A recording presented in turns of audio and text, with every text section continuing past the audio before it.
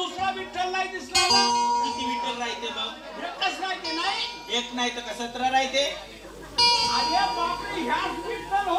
ही लहानची मूर्ती पण किती मोठी कीर्ती आहे त्याची. कीर्ती नाही, लीला आहे तशी. हो बरोबर आहे बाई. मी म्हणतो आता त्या देवासारखा